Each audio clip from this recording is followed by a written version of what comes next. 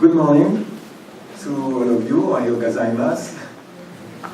Thank you for coming to this 20th dialogue. Already 20 dialogues took place in the past. I'm very pleased to be here this morning in Iwaki. This is the second dialogue that is taking place in Iwaki and in this university. The first one was by the end of November, beginning of December 2013, which means already 5 years ago. At that time, the topic of the dialogue was self-help actions in Iwaki and Amadori. And it's interesting to note that the subtitle of this dialogue was Working Together in the Affected Areas. Of course, many things happened since this time, during these five years. I remember very well this dialogue, this first dialogue in Iwaki. There was a great humanity, it was very moving dialogue. I remember there was a young man who made a testimony. He was tirelessly searching for missing bodies of his family, members of his family that had been swept away by the tsunami. It was a very moving and very intense moment in this past dialogue. There was also the testimony of a young farmer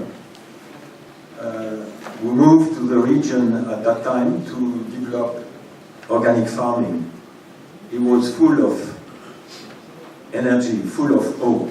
It was very interesting. And finally, I remember also the three ladies from the Suetsugi community who made testimonies about all the efforts of the community to make this place again attractive for the young generation.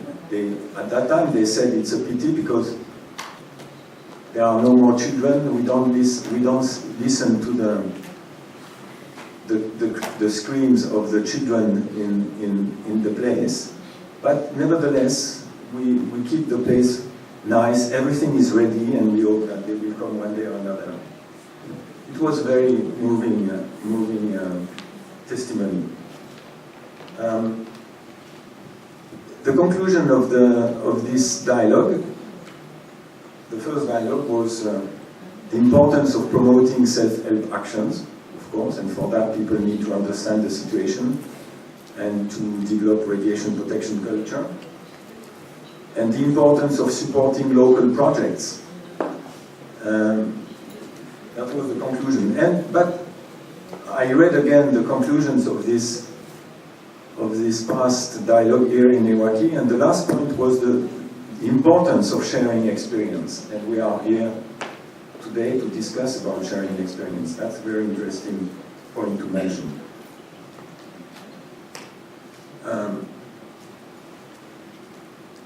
During the last 5 years, there was a lot of things going on in Fukushima Prefecture.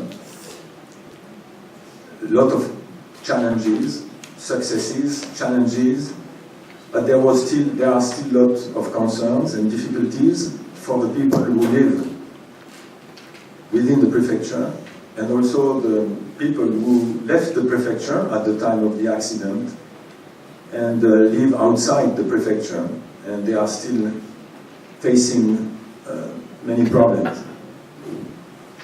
But time is passing, and more there is the need to think about how to transmit the heritage, the experience, to the next generation. And this is what we are going to discuss during this dialogue. Before to pass the floor to Ando-san, I'd like to thank all those who participated contributed to the organization of this dialogue, of course the team who prepared the dialogue, but I'd like to thank particularly the Higashi Nippon International University for hosting this dialogue. It's the second time. I'd like also to thank particularly the Japan Atomic Energy Agency, which gave a very important support to be able to organize this dialogue. And of course, I thank also all the other organizations, I would say the traditional organizations which are supporting this dialogue.